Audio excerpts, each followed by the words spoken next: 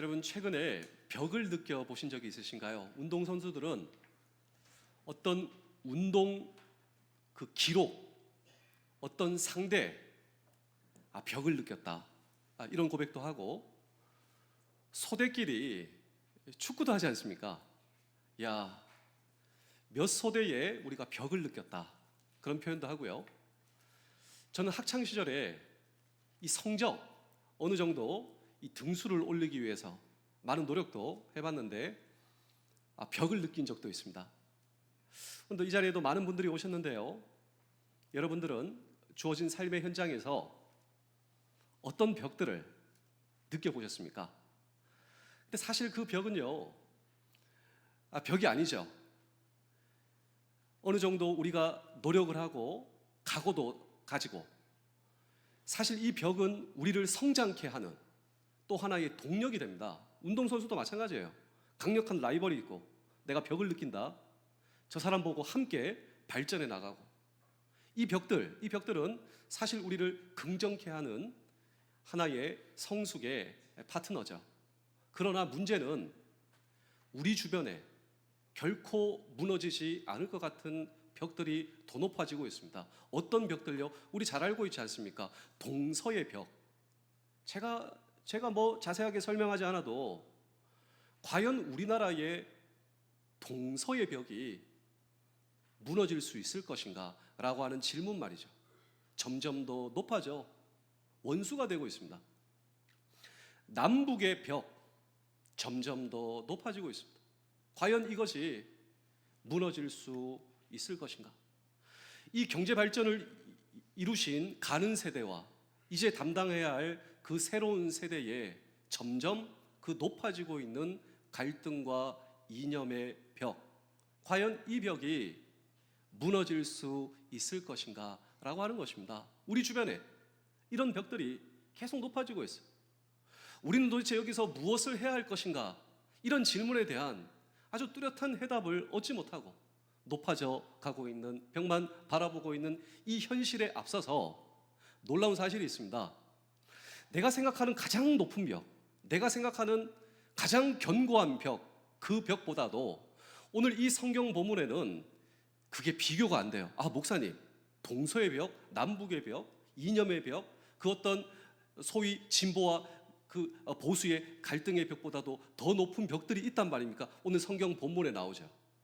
이 벽은요, 수천 년간 오히려 그 벽들이 가벼워 보일 만큼의 그 벽이 오늘 성경 본문에 나오는데, 쉽게 표현하자면 유대인과 이방인의 벽입니다. 목사님, 너무 추상적이고 그냥 그거는 뭐 목사님들만 이야기하는, 그렇지 않습니다. 이제 이해가 될 텐데요, 여러분, 히틀러의 600만 학살이죠. 그것이 성경의 이방인과 유태인 간의 그 갈등과 벽의 연장성산입니다. 목사님, 좀 더 구체적으로 말씀해 주실 수 없겠습니까? 예. 이 성경의 유대인은 소위 이스라엘의 정통 문파, 그 사람들은 그 외의 민족들, 우리를 향하여 뭐라고 부르냐면 개라고 불렀습니다. 우리나라에서도 개가 가장 심한 욕 가운데 하나죠. 이방인들을 향하여, 유대인들은 우리를 향하여 개라고 불렀다. 그리고 심지어 이방 민족과 사람들이 자식을 낳는 이 출산의 모습을 보면 도와주지 말라. 왜냐하면 저주받은 사람들이 이 땅에 늘어간다라고, 정말 유대인들은 우리를 향하여 그런 사고방식과 생각과 말을 가지고 개다고, 도와주면 안 된다고, 우리가 살고 있는 땅을 걸어가서도 안 된다고, 결혼해서도 안 된다고, 저주받은 사람들이 이 땅에 늘어간다라고 하는 것이 이 유대인들의 사고방식이고, 반면에 그런 대접을 받는 소위 그리스 로마 문화를 대표하는 이방인들 사이에 있어 유대인들은 야만인 중에 야만인으로 생각해 왔습니다. 인류 복지를 위해 전혀 도움이 안 되는 인종, 마땅히 청소되어야 할 인종, 이런 반유대적 정서가 팽배하여 히틀러의 600만 학살과 연결되는 인종 청소가 일어났다라고 하는 것이, 이것이 바로 역사의 스토리, 성경의 스토리입니다. 과연 이 벽이 무너질 수 있을 것인가? 왜냐하면 수천 년 동안 지속된 벽, 그리고 지금도 계속된 벽, 그리고 전쟁과 세계 대전으로 이어질 것만 같은 그런 위험 요소를 인지하고 있는 이 시대 우리가 바라보고 있는 벽. 그런데 이 벽이 무너지는 사건이 오늘 이 성경에 증언되고 있는 것입니다. 그 장소는 바로 교회였고, 유대인과 이방인들이 한자리에 앉아 하나님과 예수 그리스도를 찬양하며 결코 하나 될 수 없는 그들이 예수 그리스도를 위해 기도하며 놀라운 기적, 이 기적을 성경은 이렇게 증언하고 있는 것입니다. 이런 전후 맥락에 의해서만 이해될 수 있는 성경 본문, 우리 에베소서 2장 16절을 읽어보실 때요, 놀랍게도 말씀이 우리의 가슴에 다가오죠. 우리 에베소서 2장 16절의 말씀을 함께 읽어보겠습니다. 시작. 또 십자가로 이 둘을 한 몸으로 하나님과 화목하게 하려 하심이라. 원수된 것을 십자가로 소멸하시고. 자, 여기 보시면 이 둘이 나옵니다. 이 둘이 누구냐면 유대인과 이방인을 한 몸 되게 하셨다. 그들은 원래 원수지간이었습니다. 제가 장황하게도 설명을 드렸는데요, 유대인, 이방인, 이 견고한 벽뿐만 아니라 원수 사이를 십자가로 소멸하셨다. 구체적으로 더 한번 말씀을 보실까요? 우리 에베소서 2장 15절입니다. 시작. 법조문으로 된 계명의 율법을 폐하셨으니 이는 이 둘로 자기 안에서 한 세 사람을 지어 화평하게 하시고. 이 둘도 마찬가지로 유대인 그리고 이방인, 그들로 하여금 세 사람 되게 하셨다. 이게 포커스입니다. 우리의 생각으로 벽이잖아요. 우리의 생각으로 원수된 사이잖아요. 하나님께서는 그들로 하여금 먼저 세 사람 되게 하셨다. 어디서? 자기 안에서. 이 자기는 그리스도 안에서 이 둘로 나뉜 그들을 세 사람 되게 하시고, 그리고 그 후에 하나 되게 하셨다. 성경의 말씀인 것입니다. 그렇습니다. 여러분, 이러한 예수 그리스도 안에서의 세 사람 되는 기적이 오늘 저와 여러분들에게 필요하지 않으십니까? 어디서요? 우리 가정에서. 여러분, 정말 멀리 볼 것 없이 우리 부대에서 이런 기적이 필요하지 않습니까? 우리 부대에서 말이죠. 우리의 가정에서, 우리의 삶의 터전에서. 그러므로 여러분, 저는 이 시대에 하나님이 쓰시는 사람, 다른 게 아닙니다.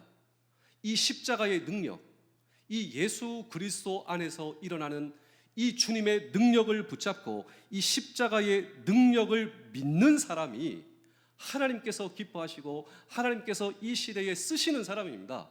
이 시대에 하나님께서 쓰시며, 이 둘로 나뉜, 그리고 벽들만 바라보며 어찌할 줄 모르는 이 시대에 있어 십자가의 능력, 그리고 새 사람 되게 하시는 능력, 이 그리스도의 능력은 무엇인가? 라고 하는 질문을 우리는 좀 더 구체적으로 이 성경 본문 속에 묻는 것입니다.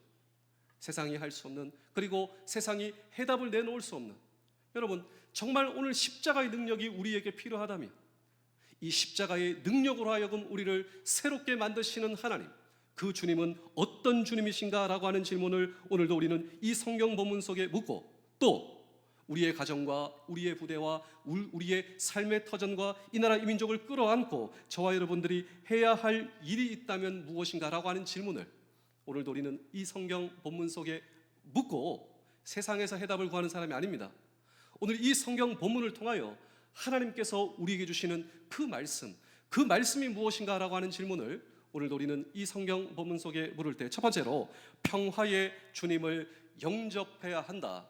오늘 성경은 저와 여러분들에게 말씀하고 있습니다. 우리 에베소서 2장 14절의 말씀을 다 같이 한 목소리로 읽도록 하겠습니다. 시작. 그는 우리의 화평이신지라 막힌 담을 자기 육체로 하시고. 자, 성경은 예수 그리스도, 여러분에게 있어 예수 그리스도의 정의는 무엇입니까? 그런데 성경은 그냥 명확하게 예수 그리스도는 우리의 화평이시다. 화평, 결코 화평할 수 없는 이 세상이죠. 자연스러운 것입니다. 이 세상 화평하고 나뉘고 그리고 원수짓고, 사실 이것은요, 이 세상에서 자연스러운 것이죠. 그런데 우리 예수 그리스도는 화평이시다. 예수 그리스도의 정의는 화평이시다. 그래서 일찍이 이사야 선지자는 예수님께서 탄생하시기 700년 전 탄생하실 메시아를 바라보며 이런 예언을 남기게 되었는데 이해가 된다라고 하는 것이죠. 우리 이사야 9장 6절의 말씀을 함께 읽겠습니다. 시작. 이는 한 아기가 우리에게 낳고 한 아들을 우리에게 주신 바 되었는데 그의 어깨에는 정사를 메었고 그의 이름은 기묘자라 모사라 전능하신 하나님이라 영존하시는 아버지라 평강의 왕이라 할 것이라. 자, 여기 보시면 평강의 왕 메시아. 근데 그가 하는 일이 있습니다. 그가 하는 일은 무엇인가? 원수된 것, 중간에서 막힌 것, 둘로 나뉜 것을 하나로 만드사 자기 육체로 이 모든 것을 허시고 평강과 화평을 주시는 우리 주님. 성경의 메시지는 아주 단순합니다. 그 예수 그리스도를 영접할 때, 그분이 내 인생의 주인 되실 때, 그렇다면 무엇보다 평화의 주님을 저와 여러분들이 영접하는 일이 있어야 한다. 이것이 바로 성경의 중요한 메시지입니다. 문제는 다른 곳에 있는 것이 아니라 평화의 주님, 화평의 주님을 오늘 저와 여러분들이 영접하셔야 한다. 어떤 분들은 이런 반문을 하실 수 있다 저는 생각하고 있습니다. 목사님, 지금까지 말씀에 동의합니다. 그런데 이 질문에 목사님은 어떻게 대답하시겠습니까? 그 질문은 오히려 그리스도인들이 반목하지 않습니까? 지금 우리나라의 많은 교회를 보면 거기에 갈등이 있지 않습니까? 분쟁이 있지 않습니까? 그 원인, 그 이유를 무엇이라고 생각하십니까? 저는 이 문제에 대하여 많은 사람들이 어떤 해결책을 내놓는지 먼저 보면 돈이 문제다, 권력이 문제다, 프로그램이 문제다, 지도자가 문제다, 어떤 분들은 교육관이 없어서 문제다, 어떤 분들은 주차장이 교회에 없어서 문제다. 그런데 오늘 이 말씀에 근거하여 보자면 답은 다 나와 있어요. 다만 형식상의 그리스도인에 불과한 사실이다. 왜냐하면 사실 내 자신이 하나님을 잘 안다, 하나님의 말씀을 잘 안다, 그리고 내 입술을 통하여 신학의 언어를 말하지만 하나님의 말씀과는 전혀 없이 내가 살고 있다라고 하는 것이죠. 이것을 전문용어로 말하자면 명목상의 그리스도인들, 이름뿐인 그리스도인들. 쉽게 표현해 볼까요? 나는 군인이라고 생각하고 군인에 대해서 얘기를 합니다. 그런데 휴가를 나갔어요. 친구들이 볼 때, 나를 볼 때 이름뿐인 군인이다. 근데 반대로 우리가 휴가를 나갔어요. 내 주위에 나를 아는 사람들이 진짜 군인이다. 하는 말, 하는 행동, 하고 있는 모든 것들, 사고방식, 군인이다. 이렇게 누군가가 나를 평가해 줄 수 있지 않습니까? 근데 어떤 사람이 이렇게 나를 가정해 봅시다. 이름뿐인 군인이다. 말만 군인이다. 이것이 바로 이름뿐인 그리스도인들, 교회 나간다고 하지만 입으로는 신학의 언어를 이야기하고 있지만 이름뿐인 그리스도인들, 명목상의 그리스도인들. 목사님, 희망이 없습니까? 아닙니다. 여기서부터 희망이 시작하는 것이죠. 우리가 소위 이 기독교 역사뿐만 아니라 세계 역사 가운데 부흥의 시대가 있어요. 하나님께서 일하시고 많은 사람들이 아니라 소수의 사람들을 통하여 마을과 나라와 민족과 공동체와 부대와 삶의 터전이 변하는 이 부흥의 시대는 언제 일어났는가? 예, 그렇습니다. 명목상의 그리스도인들 가운데 진지한 신앙 고백이에요. 영접하는, 예수 그리스도를 영접하며 그분이 내 삶의 주인 되시는 이러한 명목상의 그리스도인들 가운데 이러한 진지한 신앙의 각성이 일어나는 것, 평화의 주님을 영접하는 것. 오늘 이 성경 본문의 해답입니다. 해답이 다 나와 있어요. 평화의 주님을 나는 영접하였는가? 그분이 정말 내 인생의 주인 되어 계시는가? 나는 정말 그분의 말씀을 붙잡고 살아가는가? 군인도 명목상의 군인, 진짜 군인. 우리 그리스도인들 가운데서도 이름뿐인 그리스도인들, 아니 진정한 그리스도인들, 우리는 보다 근본적 질문을 던지실 수 있어야 한다라고 하는 것입니다. 단순한 질문이죠. 오늘 저와 여러분들은 예수 그리스도를 구주와 주님으로 영접하셨습니까? 자기 자신을 향한 질문인 것이죠. 나는 정말 예수 그리스도를 구주와 주님으로 영접한 진실한 그리스도인인가? 아니면 나는 지금도 내 생각에도 교회를 나오는 것이 이 그리스도인을 구분하는 이런 부분인가? 라고 하는 것입니다. 나는 정말 예수 그리스도를 구주와 주님으로 영접하였는가? 그 예수 그리스도께서 내 인생의 주인 되신다면, 그분의 말씀을 따르고 그리고 순종한다면 그분을 통하여 우리 주변의 많은 벽들이 무너지며 우리의 삶은 달라질 것이다. 이것이 바로 오늘 이 성경 본문이 저와 여러분들에게 주시는 강력한 주의 도전의 말씀이다라고 하는 것입니다. 그렇습니다. 우리 주변에 갈등과 벽들이 얼마나 많은가? 이것은 우리 예수님께서 주님 되지 못하신 우리 현실에서부터 시작된다라고 말할 수가 있는 것입니다. 그러나 그분은 정말 평화이시요 평화의 그분을 영접한다면 그때 비로소 저와 여러분들은 이 세상을 바꾸는 놀라운 평화의 미션이 저와 여러분들로부터 시작된다라고 하는 사실을 결코 잊지 않는 우리 모두 되실 수 있기를 주의 이름으로 축복합니다. 우리 옆에 있는 분들하고 우리 격려와 사랑의 인사를 한번 하실 텐데요. 평화의 주님을 영접하셔야 됩니다. 시작. 평화의 주님을 영접하셔야 됩니다. 두 번째로, 이제 충격적인 사실이 이제 나와요. 우리가 웃으면서 인사를 했는데요, 결코 이제 웃지 못하는 스토리가 나오는데 평화의 복음을 전파해야 한다라고 하는 것입니다.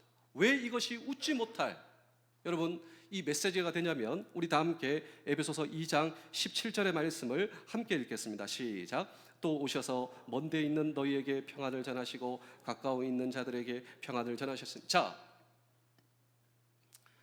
벽을 느꼈다. 저는 오늘 이 설교의 화두로 벽에 대한 이야기를 시작했습니다. 근데 정말 벽이 뭔지 아십니까? 벽은요, 내가 생각하는 그 벽이 아니라 하나님과 나 사이에 원수된 것이 벽이었어요. 하나님과 나 사이에 원래 관계가 어떤 관계였다고요? 원수된 관계, 결코 하나가 될 수 없는 갈등의 관계, 하나님과 나가 그냥 원수 관계였다. 하나님께서 나를 향한 마땅한 대접은요, 심판과 저주와 멸망이었다라고 하는 것입니다. 가장 큰 원수는 하나님과 나 사이의 원수 관계와 갈등의 벽이었다. 근데 오늘 성경은 예수 그리스도께서 십자가로 이 벽을 소멸하시고 하나 되게 하셨다. 이것이 복음입니다. 하나님과 나 사이 회복될 수 없는 이 갈등의 벽, 원수의 벽, 이 벽을 예수 그리스도께서 십자가로 소멸되게 하시고 하나 되게 하셨다. 그리고 하나님과 나 사이에 평화되게 하신 예수 그리스도, 이것이 바로 복음인 것입니다. 왜 예수 그리스도가 평화의 왕이신가?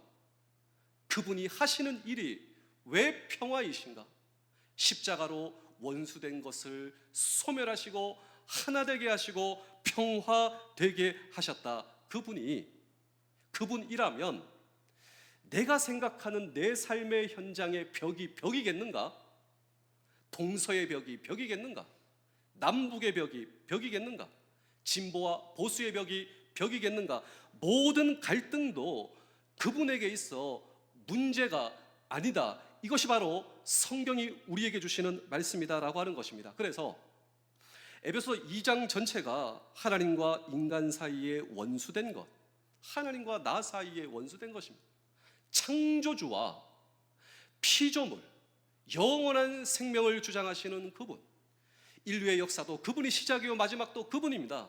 우리의 생사화복을 주관하시고 우리 주변에서 일하는 모든 일을 섭리하시고 결코 하나도 그분과 예외된 일이 없습니다.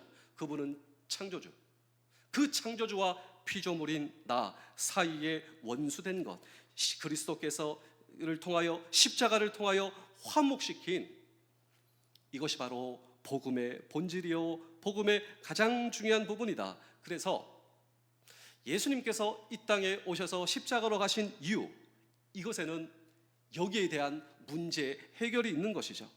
하나님과 나 사이에 진정한 평화를 누리지 못하는 것이 사실입니다. 이것이 원래 기본적인 거예요. 그런데 이런 불쌍한 나, 저주받은 나, 이런 나는 사실 인생을 살면서 어떤 불안감을 가지고 인생을 살아갈 수밖에 없어요. 성경은 그것이 그 때문이다. 하나님과 나 사이에 원수된 것, 이것을 한마디로 표현하자면 이것이 바로 죄 때문이다. 목사님, 제가 뭔 그런 죄를 지었습니까? 예, 이런 이야기, 이런 스토리가 우리에게 있다라고 하는 거예요. 하나님과 나 사이에 원수된 것, 이 벽을 느끼는 것, 그리고 갈등이 하나님과 나, 여기에서는 해결할 수 없는 이 죄 문제. 그래서 예수님께서 십자가로 가셨다라고 하는 것입니다. 우리 사랑하는 성도 여러분, 장병 여러분, 우리 군가족 여러분, 내 스스로가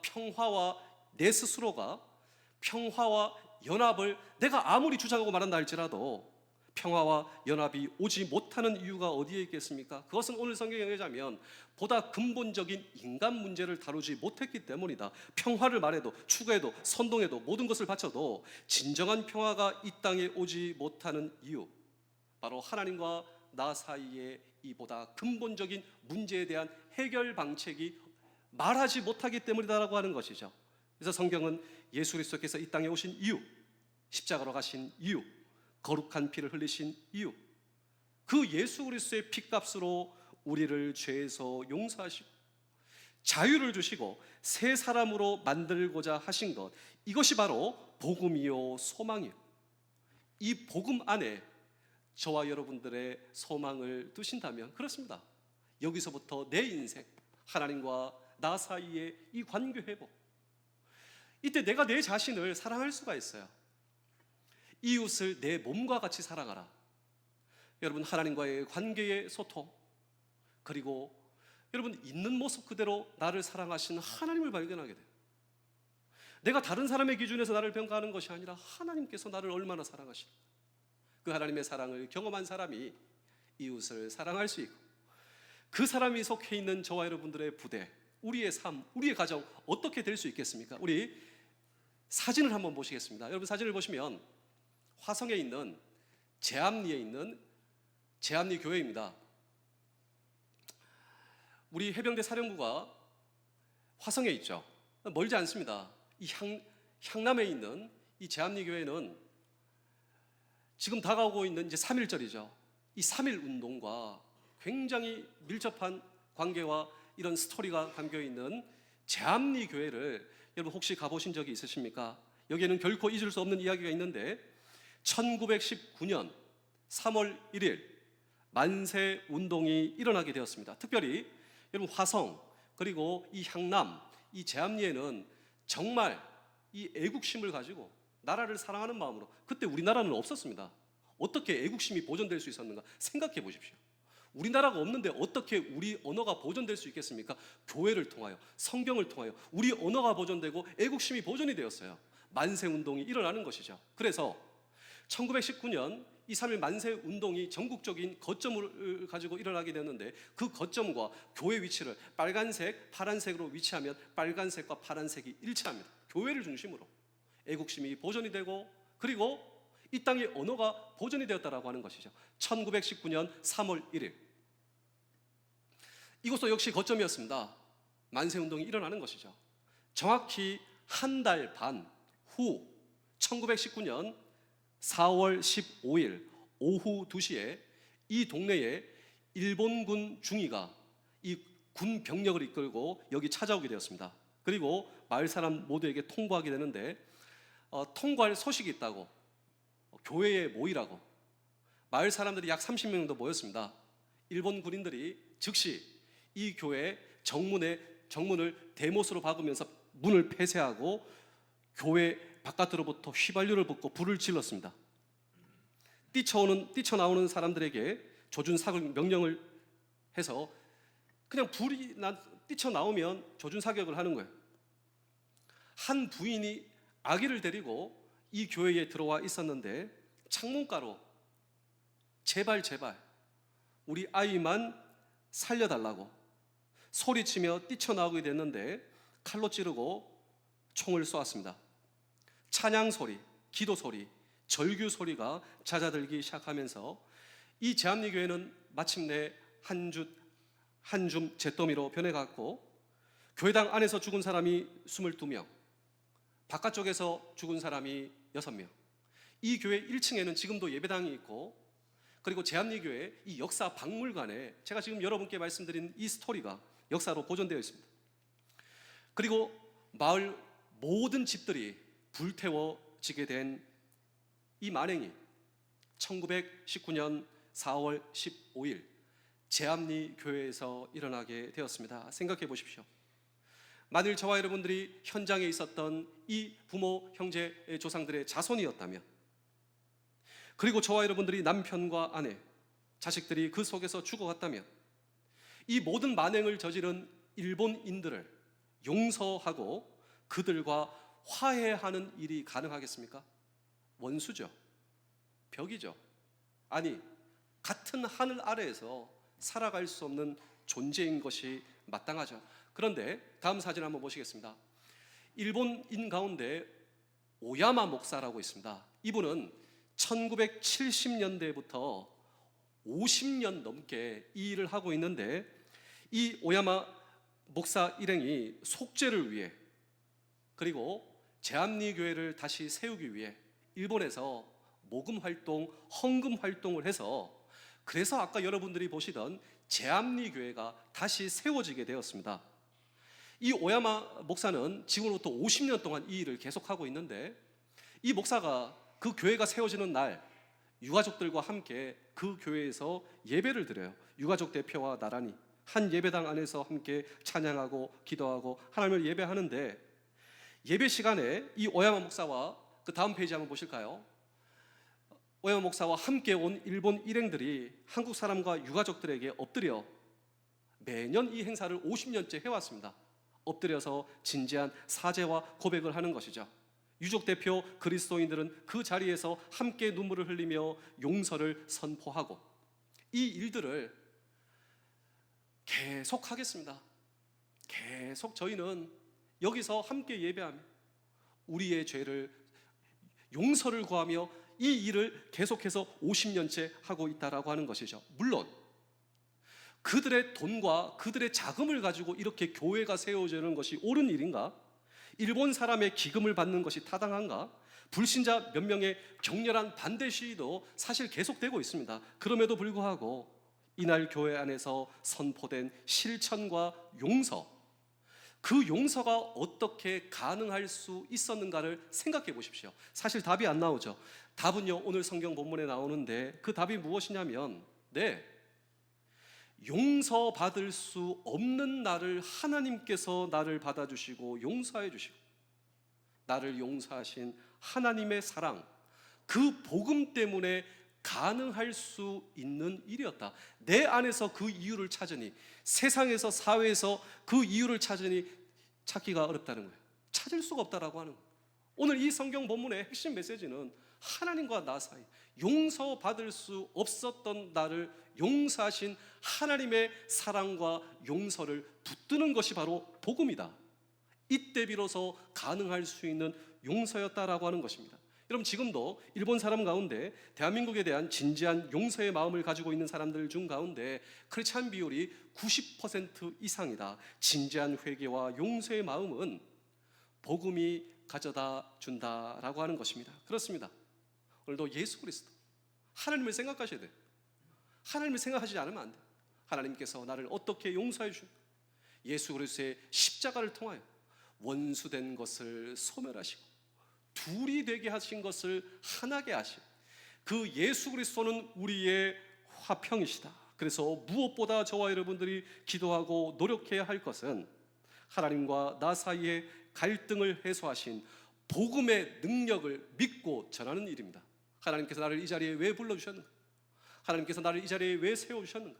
복음의 능력을 믿고 전하는 우리 모두 되실 수 있게. 그렇습니다. 복음의 능력을 신뢰하셔야 돼요.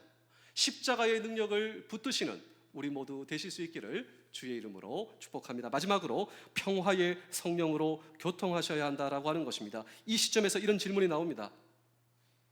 예수님을 영접하고도 왜 전도하는 사람들에게 그런 불안한 모습이 드러나는 것입니까? 여러분, 사실 이게 우리의 질문이기도 하지 않습니까?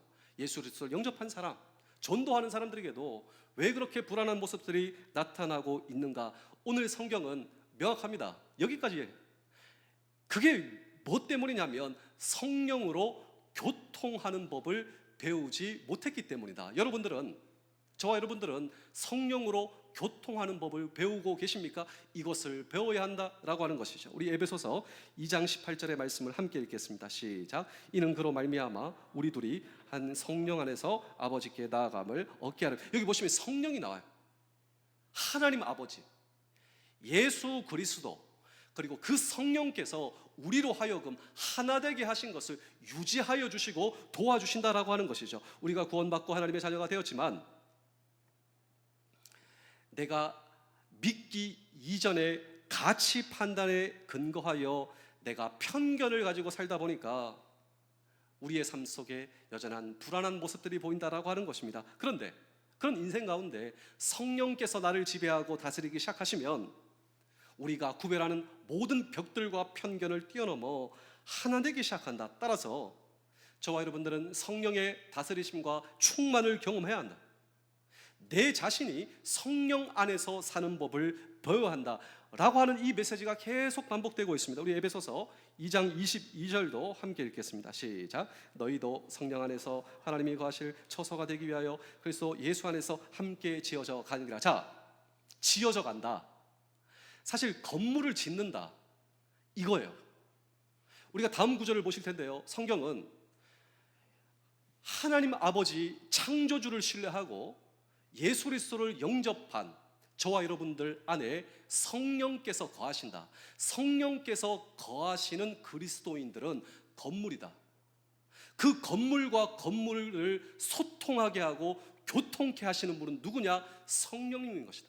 그 성령님의 다스림을 받고 성령 충만해야 우리의 삶 가운데 하나님의 능력, 예수 그리스도의 평화가 우리의 삶 가운데 거한다. 우리 마지막으로 에베소서 2장 21절의 말씀을 읽겠습니다. 시작. 그의 안에서 건물마다 서로 연결하여 주 안에서 성전이 되어가고. 자, 우리가 성령을 모시는 자라면 우리 모두는 하나하나 건물이다. 이 건물이 어떻게 연결되는가? 성령께서 연결되시고 우리로 하나 되게 하신다. 그래서 제가 마지막으로 축도할 때 패턴이 있어요. 여러분 잘 모르시죠? 이 패턴은 3개입니다. 패턴. 지금은 우리 주 예수 그리스도의 은혜, 하나님의 사랑, 성령의 교통하심. 오늘 한번 들어보세요. 제가 항상 이렇게 첫 번째 예수 그리스도의 은혜, 예수 그리스도의 십자가로 원수된 것을 소멸하게 하신 것이 은혜예요.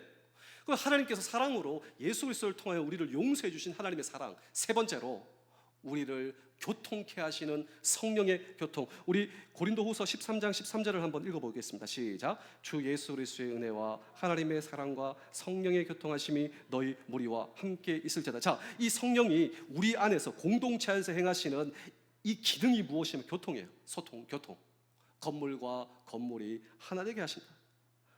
하나님과 우리 사이를 통하게 하신 그 동일한 역사가 사람과 사람을 통하게 하시는 하나님과 인간 사이의 교통처럼 이 성령의 충만함이 임한다면 모든 벽들이 초월하여 우리가 하나 되게 되는 것을 경험한다라고 하는 이 십자가의 능력을 신뢰하며 복음을 붙드는 저와 여러분들을 우리 하나님께서 기뻐하세요. 그런 저와 여러분들 남은 평생이 어떻게 되겠습니까? 제가 마지막으로 한 편의 이야기를 들려드리고 오늘 설교를 마치겠습니다. 아주 유명한 R.A. 토레이 목사님이 계세요. 이 목사님은 아침마다 이런 기도를 하시는데요, 여러분들은 아침마다 무슨 기도를 하시죠? 이 기도가 저와 여러분들의 기도가 될 수 있다면 우리는 복음을, 능력을 소유하는 사람이 되고 하나님께서 그런 저와 여러분들 사용하신다. 우리가 어떤 기도를 해야 하는가? 이 목사님은 아침마다 하나님 저를 성령 충만케 하옵소서. 우리 다 같이 한번 저를 따라해 보시고 하나님 저를 성령 충만케 하옵소서. 시작. 하나님 저를 성령 충만케 하옵소서. 생활에서 눈 딱 뜨자마자, 여러분들의 숙소에서 딱 눈 뜨자마자 다른 기도보다 우선순위 해야 할 기도가 하나님 저를 성령 충만케 하옵소서. 왜냐하면 이유가 있습니다. 하나님 제가 성령 충만하지 않을 때 말하지 않게 도와주시고, 하나님 제가 성령 충만하지 않을 때 중요한 결정하지 않게 도와주옵소서. 제가 성령 충만하지 않으면 믿지 않는 사람과 똑같이 충동적으로 열받고 미워하고 시기하는 별 수 없는 인간이기 때문에 그렇습니다. 하나님, 저를 성령 충만케 하옵소서. 이 안에 모든 것이 다 들어가 있는 거예요. 십자가의 능력을 신뢰하는 사람, 복음의 능력을 붙드는 사람, 그리고 이 십자가의 능력과 복음의 능력으로 나를 불러주신 삶의 터전에서 하나님과 우리 사이에 원수된 것이 소멸한 것처럼 우리의 인간과 인간 사이의 모든 벽들이 우리 부대, 가정, 삶의 터전에서 소통케 하여 주시옵소서라고 하나님을 향한 이 거대한 소망을 붙들고, 그렇습니다. 우리 이 세계 역사, 기독교 역사 가운데 부흥의 시대는요, 많은 사람들이 아닙니다. 한 명, 두 명. 우리 하나님께서도 소돔과 고모라, 아브라함에게 의인 10명. 여기도 보십시오. 10명보다 얼마나 많은 사람들이 있습니다. 한두 사람, 저와 여러분들이 십자가의 능력, 복음의 능력을 부여잡고 오늘도 성령 충만의 역사를, 그 한 사람 두 사람을 통하여 우리는 기독교 역사 가운데 부흥의 시대가 왔다고, 부흥의 시대였다고, 그런 동일한 역사가 우리의 삶 가운데 있을 수 있다. 저와 여러분들의 남은 평생 우리가 섬기고 있는 이 나라 이 민족과 우리 부대, 우리의 가정, 우리의 삶의 터전은 얼마만큼 달라질 수 있을까요?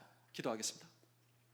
오늘 저와 여러분들의 마음속에 벽을 경험하는 분들이 계십니까? 부부, 고부, 부모, 자식, 그리고 삶의 터전에서 답답하신 분들, 우리의 삶의 터전, 주님 앞에 나오십시오.